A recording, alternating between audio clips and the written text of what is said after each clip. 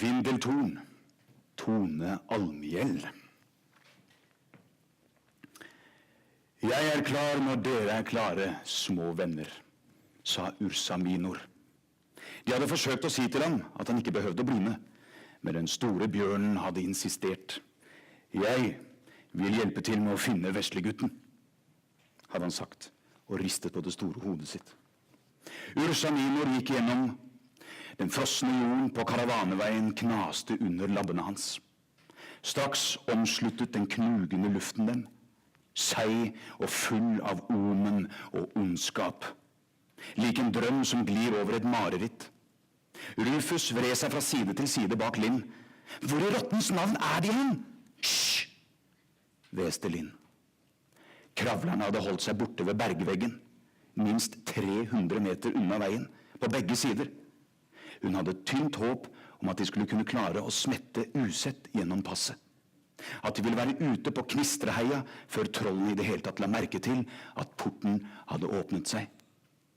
Hekken lukket seg hviskende bak dem, flettet grein gjennom grein til palisaden var hel igjen. Minor tok et forsiktig skritt framover.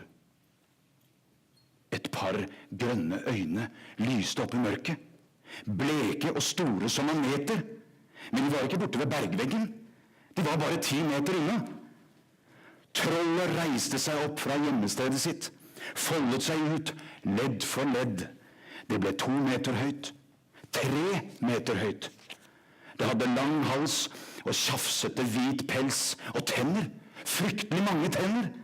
Et hyl kom flerren ut av kjeften og sank inn i Linns hjerte. Kom igjen, skrek hun.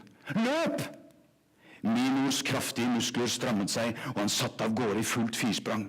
I samme øyeblikk lyste hundrevis av blekgrønne øyne opp i passet.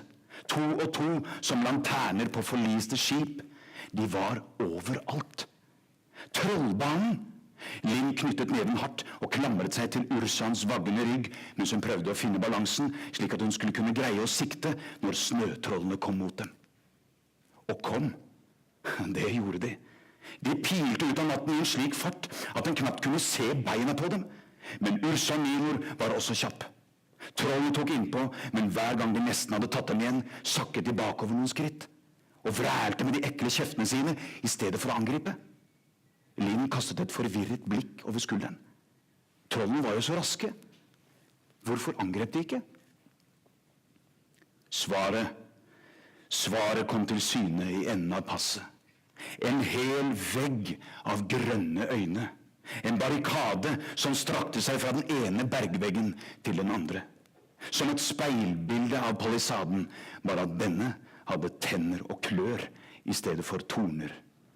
Trollene sto skulder ved skulder, i rekke etter rekke baketter, og ventet på dem.